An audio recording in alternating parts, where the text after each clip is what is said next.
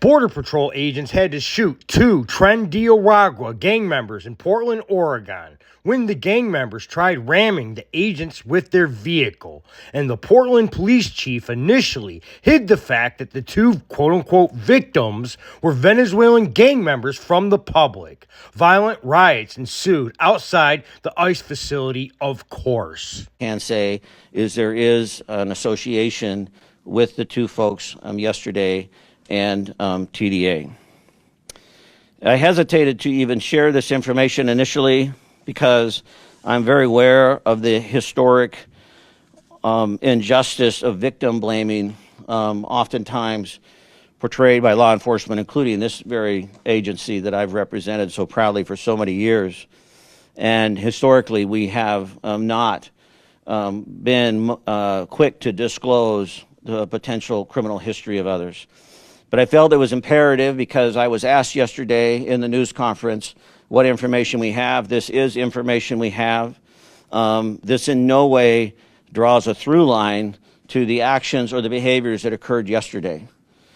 I want to speak for just a moment specifically to my Latino community.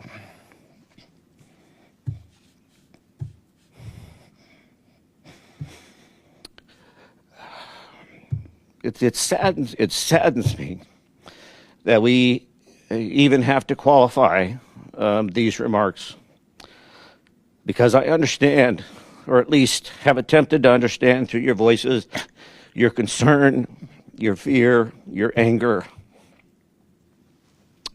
This information in no way is meant to disparage or to condone or support or agree with any of the actions that occurred yesterday.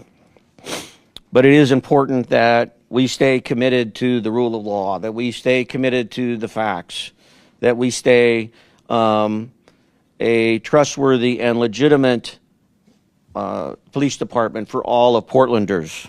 From Andy No. Portland Police Chief cries after admitting suspects in Border Patrol truck attack are Tren de Aragua associates. Portland Police Chief Bob Day knew on the first day but withheld this information from the public as leftists urged violent revenge against federal agents. Portland Police Chief Bob Day broke down and cried at a press conference on January 9th after being forced to concede that DHS was right all along. The illegal Venezuelan migrants accused of trying to run down Border Patrol agents the day before in Portland have ties to the violent Tren de Aragua gang.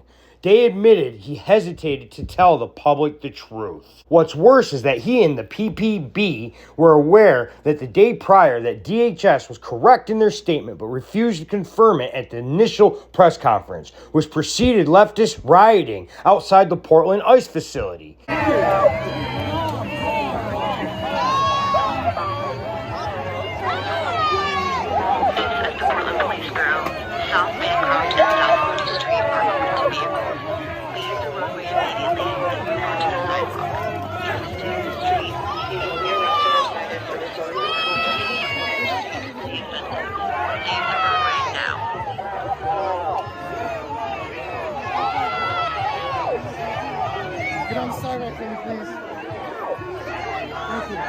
PBB had the names of the couple from their investigation to a July 11th Portland shooting where the victims said the assailants are members of Tren de Aragua.